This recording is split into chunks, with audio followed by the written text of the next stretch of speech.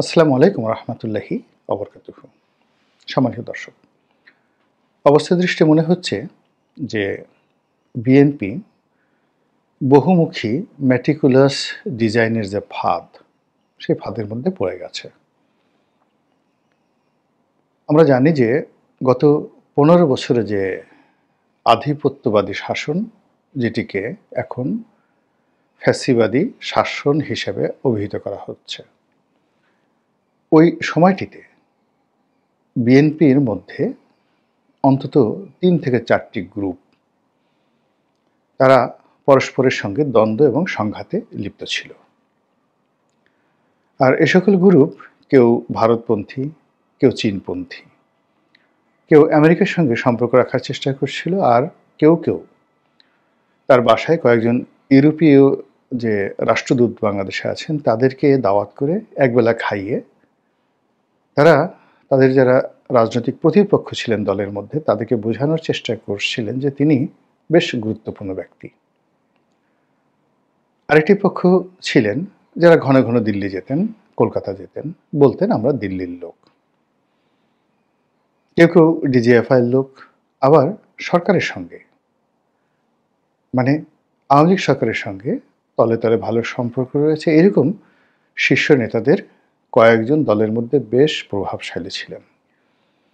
তারা মাঝে মধ্যে গ্রেপ্তার হতেন নিজেরা, আবার তাদের হুকুমে বা তাদের ইচ্ছায় দলের অনেক গুরুত্বপূর্ণ ব্যক্তি, বিশেষ করে যে সকল লোক সরকারপন্থী বলে পরিচালিত ছিল, তাদের যে যারা প্রতিপক্ষ ছিলেন দলের মধ্যে, তারা জেলে যেতেন, অপদস্থ হতেন, মামলা মোকদ্দমায় পড়তেন।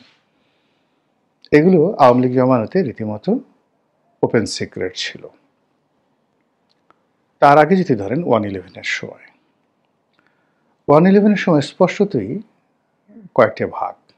একটি ভাগ হলো সংস্কারবাদী, আর একটা ভাগ হলো প্রো বিএনপি, তারেক রহমান সাহেব এবং খালেদা জিয়ার নেতৃত্বের প্রতি যাদের অবিচল আস্থা ছিল।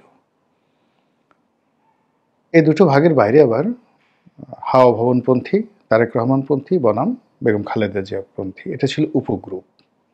এই ছিল 1/11-এর সময়টিতে।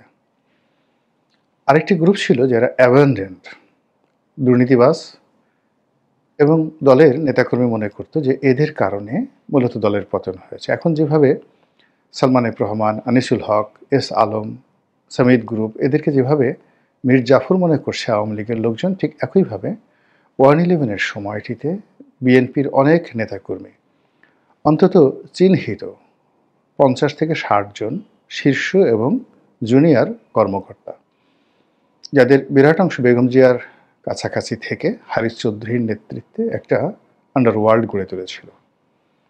আরেকটি গ্রুপ হাওয়া ভবনের নেতৃত্বে থেকে তারা একটা আন্ডারওয়ার্ল্ড, প্যারালাল আন্ডারওয়ার্ল্ড গড়ে তুলেছিল।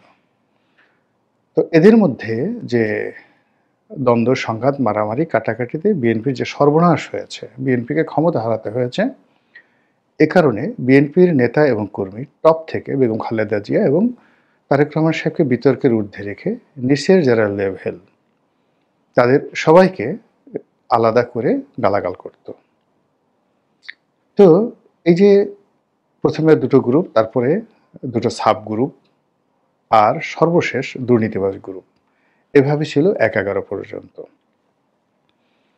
তো দুর্নীতিবাজ যে গ্রুপটি, তারা আওয়ামী লীগের জমানাতে অনেকে জেলে ছিলেন, অনেকে দেশের বাইরে পালিয়েছিলেন। কিন্তু এই বিপ্লবের পর সবার আগে, এমনকি জেলখানার দরজা খুলে দেওয়ার আগে, আওয়ামী লীগের যে দুর্নীতি, অনিয়ম, স্বেচ্ছাচার যে জায়গাগুলোতে একেবারে মাখন ছিল, ঠিক সেই জায়গাগুলো দখল করার জন্য ওই যে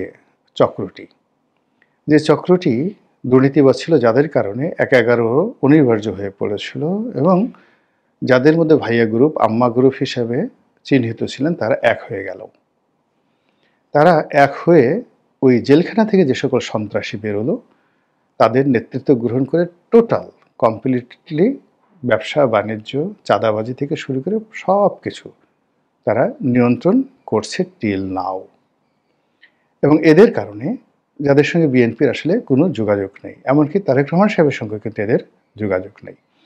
কয়েকজন দলের পোর্টফোলিওতে আছেন, কিন্তু তারেক রহমান সাহেব হয়তো জানেন না যে তার জানি দুশ্মন এবং তাকে এবং তার দলকে ক্ষমতাচ্যুত করে 1/11 ঘটনার জন্য যারা দায়ী সেই সমস্ত লোকের সঙ্গে দলের এই পদধারী লোকের সংযোগ আছে, এটা এখনো পর্যন্ত তিনি বিশ্বাস করতে পারছেন না। এটা হলো তার ট্র্যাজেডি। তো সেই গ্রুপটি গত 14 মাস ধরে মূলত ফাইন্যান্সিয়াল ম্যাটার, চাঁদাবাজির ম্যাটার যা কিছু আছে, এমনকি দলের মনোনয়ন পর্যন্ত তারা নিয়ন্ত্রণ করছে দলের অন্যান্য প্রভাবশালী নেতাদেরকে ভয় দেখিয়ে, ভীতি দেখিয়ে, লোভ দেখিয়ে।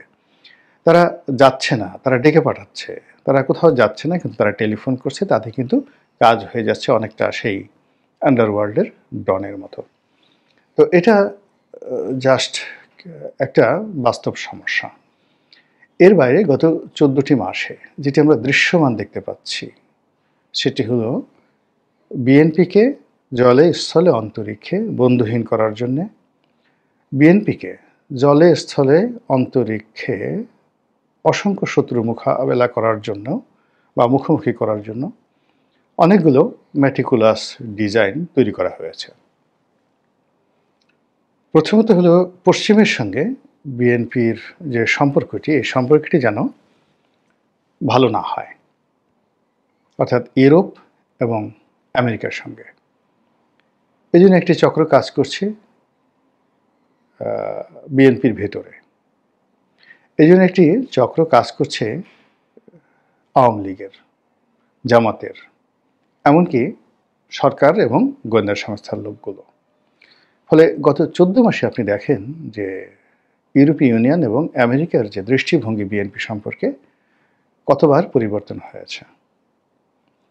দ্বিতীয়ত, বিএনপি সর্বোচ্চ চেষ্টা করেছে ডক্টর মোহাম্মদ ইউনূসের সঙ্গে একটি সৌহার্দ্যপূর্ণ সম্পর্ক স্থাপন করে চমৎকার একটি নির্বাচন করে তারা ক্ষমতায় আসার জন্য, এবং এই বিষয়টিকে তারা যত সহজ মনে করেছিল, জনাব তারেক রহমান সাহেব কিন্তু অতটা সহজ মনে করেননি। তিনি সুদূর প্রবাসে থেকেও যেটি বলার চেষ্টা করেছেন যে এবারের নির্বাচনটা অতীতের যে কোনো নির্বাচনের চেয়ে জটিল মনে হয়। তিনি আরও বলার চেষ্টা করেছেন যে যত সহজে আপনারা ক্ষমতায় যাওয়ার চিন্তা করছেন, পরিবেশটা কিন্তু অত সহজ হবে না। দলের চাঁদাবাজ, যাকে বলা হয় মাস্তান, আজে বাজে লোক যারা ছিলেন তাদের বিরুদ্ধে ব্যবস্থা নেওয়ার জন্য তিনি প্রাণান্ত চেষ্টা করেছেন। কয়েক হাজার সেই অবাধ্য নেতাকর্মীকে, দুষ্ট প্রকৃতির নেতাকর্মীকে তিনি বহিষ্কার করেছেন, কিন্তু ফলাফল হিতে বিপরীত হয়েছে। সরকারের সঙ্গে তাদের যে সম্পর্ক অন্তত 14 মাসে বা 15 মাসে 3-15-45 বার গোপনে এবং প্রকাশ্যে একবার ভালো হয়েছে, একবার খারাপ হয়েছে। আরও অবাক করার বিষয় হলো যে সরকার এবং বিএনপি একে অপরকে কেউ বিশ্বাস করছে না।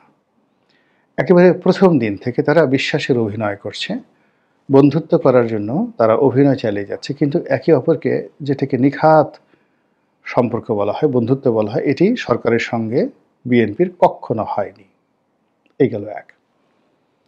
এর বাইরে এনসিপি, জামাত, এদের সঙ্গে তারা 100 বার, মানে গত 15 মাসে 100 বার শত্রুতা করার চেষ্টা করেছে, তাদেরকে রাজনৈতিকভাবে মোকাবেলা করার চেষ্টা করেছে এবং সিদ্ধান্ত নেওয়ার চেষ্টা করেছে তাদেরকে আঘাত করতে হবে, সাস্টেন করতে হলে তাকে আঘাত করতে হবে। কিন্তু চূড়ান্ত পর্যায়ে গিয়ে আবার বিএনপি সেখান থেকে ফেরত এসেছে। তাহলে সরকারের সাথে গেল, প্রধান দুটিও রাজনৈতিক শক্তির সঙ্গে গেল, আর থার্ড, সেনাপ্রধানের সাথে তাদের সম্পর্ক কেমন হবে, তারপর আওয়ামী লীগ সম্পর্কে তাদের ধ্যান ধারণা, চিন্তা চেতনা কেমন হবে, তারপর অন্যান্য ছোট ছোট রাজনৈতিক দলগুলোর সঙ্গে তারা কিভাবে বন্ধুত্ব করবে, এই বিষয়গুলোর মধ্যেও তারা টানাপোড়েনের মধ্যে এখন পর্যন্ত আছে। কোনো একটি বিষয় সেই 14 মাস আগে তারা যেটা বলেছে ওটার উপর আজ অবধি তারা স্থির থাকতে পারেনি, যেটিকে ইংরেজিতে বলা হয় কনস্ট্যান্ট। সেই কনস্ট্যান্ট থাকা, প্রেডিক্ট থাকা, স্থির থাকা এবং মজবুতি যেটাকে বলা হয় দৃঢ়তা, আয়রন ম্যানশিপ, এটা মানে যে যে রাজনীতিতে খুব বেশি দরকার, সেই জায়গাটিতে বিএনপি খুব ডেন্ট অ্যান্ড বেন্ড, ডানে বামে গিয়ে ঠিক যেভাবে আপনার যে কোনো জায়গাতে একটি গর্ত তৈরি হয় বা আমরা যেটাকে ঢেউ বলি, তারপরে শেষে মানে ডেন্ট অ্যান্ড বেন্ড, বেন্ড মানে বাঁকানো, গাছ যেমন বাতাসে হেলে দিলে এটাকে বেন্ড, মাথা নোয়ানো, এটাকে বলা হয় বেন্ড। আর ডেন্ট হলো আপনার জাস্ট পড়ে যাওয়া, একটা টিনের ঘরে ওই যে যাকে বলা হয় আপনি একটা ঘুষি দিলেন বা একটা আঘাত করলেন, ওটা যে ডেবে গেল, এটাকে বলা হয় ডেন্ট। তো এখন এই জিনিসগুলো ডেন্ট এবং বেন্ট বিএনপি গত 15 মাসে এতবার হয়েছে যে এগুলো আবার তারা পরবর্তীতে ঢাকার চেষ্টা করেছে, ডান দিক থেকে হেলে বাম দিকে গিয়েছে, আবার সোজা হয়ে দাঁড়ানোর চেষ্টা করেছে। তো এ সকল কর্মকাণ্ড করার ফলে তাদের যেটি হয়েছে, তাদের ভিতরে যে এলাস্টিসিটি রয়েছে, আপনারা ছোটোবেলাতে সবাই মানে রাবারের প্যান্ট পরেছেন, হাফ প্যান্ট বা ফুল প্যান্ট বা পাজামা। তো বারবার যদি আপনি রাবারকে টানা হেঁচড়া করেন, তাহলে ওটার যে একটা স্বাভাবিক মানে বাড়ার বা সংকুচিত হওয়ার, প্রসারণ এবং সংকুচিত হওয়ার যে ক্ষমতা থাকে, এটা একসময় জিরো হয়ে যায়, ওটা দড়ির মতো হয়ে যায়। মানে আপনি টানলেও আর ছিঁড়ে যাবে, আর ওটাকে কোনো অবস্থাতে ছোট করা যায় না। এটাকে এলাস্টিসিটির যে পাওয়ার বলা হয়, এই পাওয়ারটা জিরো হয়ে যায়। তো বিএনপি যে তার স্বাভাবিক একটা এলাস্টিসিটি দেখাবে, কখনো নরম হবে, গরম হবে, এটা এত বেশি পরিমাণ হয়ে গেছে, এখন এই দলটির সংকোচন এবং প্রসারণ, এই দুটার শক্তি হারিয়ে তারা ফেলেছে। ফলে বিএনপি যদি হুমকি দেয়, এখন সরকার সেই হুমকিকে ভয় পাচ্ছে না। আবার বিএনপি যদি নীরব হয়ে যায় যে আমরা কিছুই করব না, জিকির করব সারাক্ষণ, এটাও সরকার তাদেরকে স্বস্তি দিচ্ছে না। এর কারণ হলো এত বড় একটা দল, এটা তো নির্বিষ নয়, কাজেই তারা শান্তশিষ্ট থাকতে পারবে না। ফলে তাদের যে এলাস্টিসিটি, এটি নেই, তারা একেবারে ছড়িয়ে ছিটিয়ে পড়েছে, তারা গোল হতে পারছে না, তারা একত্র হতে পারছে না। তো এই অবস্থাতে তারা যে কাজটি করেছে, একুলও হারিয়ে ফেলেছে, ওকুলও হারিয়ে ফেলেছে, নিত্য নতুন শত্রু তৈরি করে ফেলেছে, আর বিশ্বস্ত বন্ধু যারা তাদের বিপদের দিনে ছিল, সে সকল মানুষের কাউকে কাউকে তারা দূরে সরিয়ে দিয়েছে, কেউ কেউ দূরে সরিয়ে গিয়েছে, অনেকে শত্রু তৈরি হয়ে গেছে, এবং অনেকে খুব বিখ্যাত লোক, বিএনপির খুব বিখ্যাত লোক, মন্ত্রী পর্যায়ে বিএনপি যাদেরকে নিয়োগ দিয়েছিল, এবং বিএনপি যাদের জন্য অনেক কিছু করেছে এবং তারাও বিএনপির জন্য জীবনটাই শেষ করে দিয়েছে, এই সকল মানুষ এখন জামাতে চলে গেছে, হেফাজতে চলে গেছে, তারা বিএনপির নাম শুনতে পারে না, তারেক রহমান সাহেবের নাম শুনতে পারে না। এটা নিয়ে মিডিয়ার যে কিছু বিষয়াদি রয়েছে, আমি যেগুলো জানি ইন ডিটেলস আর একটা ভিডিও করব। তো কাজে এই